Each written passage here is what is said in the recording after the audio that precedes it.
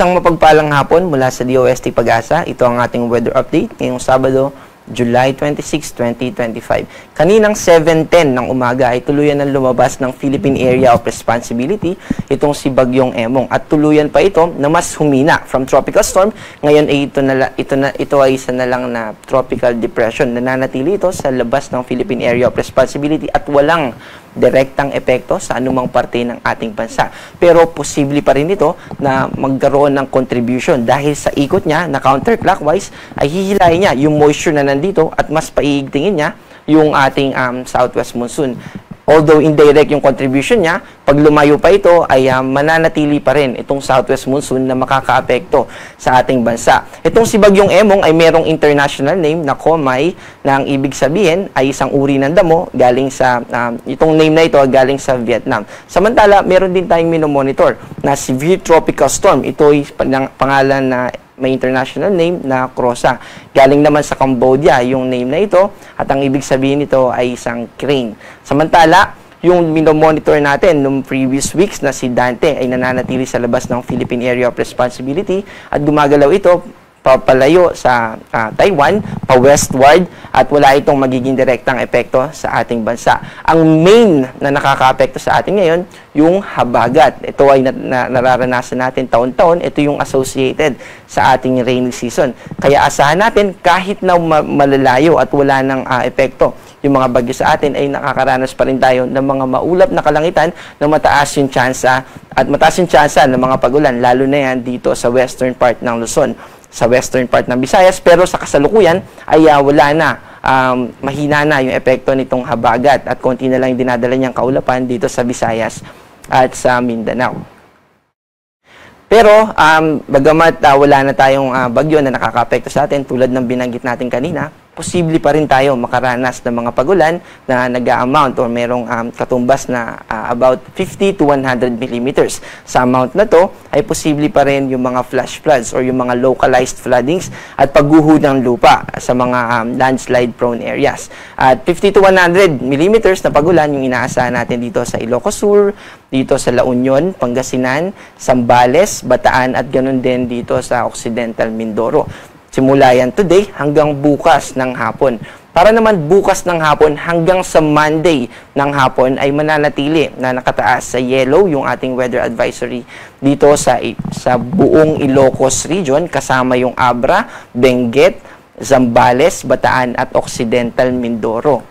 Para naman sa Monday ng hapon at sa Tuesday ng hapon, mananatiling nakataas sa yellow. Ibig sabihin, 50 to 100 pa rin na millimeters na mga pagulan yung inaasahan natin dito sa Abra, Benguet, Ilocos region, Zambales, Tarlac, Pampanga at Bataan. Nabuwasan na rin yung epekto niya ng habagat dito. Kaya wala nang nakataas dito sa Occidental Mindoro.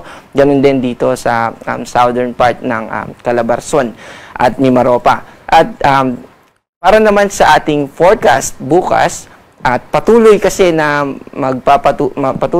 makakaapekto sa atin yung hanging habagat. Kaya magiging maulap pa rin yung ating kalangitan bukas, at except lang dito sa southern part ng Bicol region. Dahil itong sa southern part ng Bicol region ay mas maaliwalas na yung kalangitan na kanilang mararanasan ayon sa ating forecast, at mas maliit na yung percentage na magkakaroon sila ng mga pag-ulan. Pero dito sa buong bahagi ng Luzon, except lang dun sa Bicol region, ay mananatili na maulap at mataas yung tsansa ng mga pag-ulan. Of course, dahil kasama sa Luzon, itong Palawan, ay makakaranas din tayo ng maulap na kalangitan na may kasamang mga pag-ulan.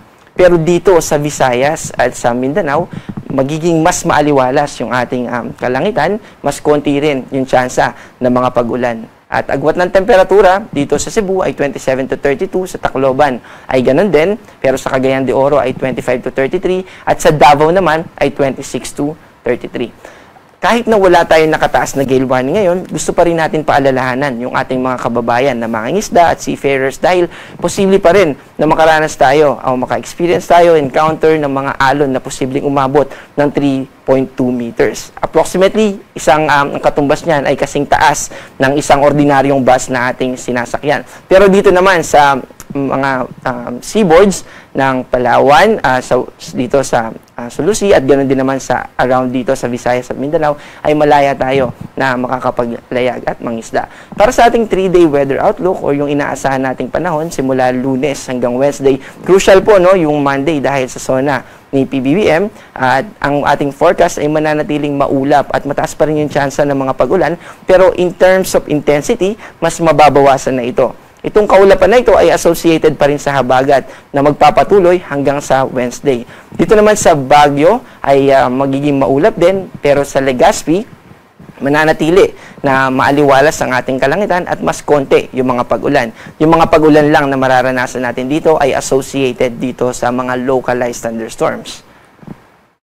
Ganun din dito sa Metro Cebu, Iloilo City, Tacloban City, partly cloudy to cloudy skies, at dito sa Metro Davao, Cagayan de Oro at Zamboanga City. Pero mas mataas yung tsansa ng mga pagulan dito sa Zamboanga Peninsula dahil nasa western part ito ng Mindanao. At yung localized thunderstorm na binabanggit natin na posibleng magpaulan dito sa mga nakataas na partly cloudy to cloudy skies, ay ito yung halimbawa na nagbabiyahe tayo at makaka-encounter tayo ng biglang buhos ng ulan sa isang lugar, pero pagdating natin doon sa pupuntahan natin ay wala namang mga bakas ng pag-ulan, at yun yung mga isolated o pulo-pulo na mga pag-ulan na localized lang yung epekto. At ang ating araw ay lulubog mamayang 6:27 ng hapon at muling sisikat bukas ng 5:38 ng umaga. Also, yung high tide natin ay bukas ng tanghali at yung low tide ay bukas ng gabi, approximately mga alas 8 ng gabi. Ako po si John Manalo, ang panahon ay nagbabago, kaya maging handa at alerto.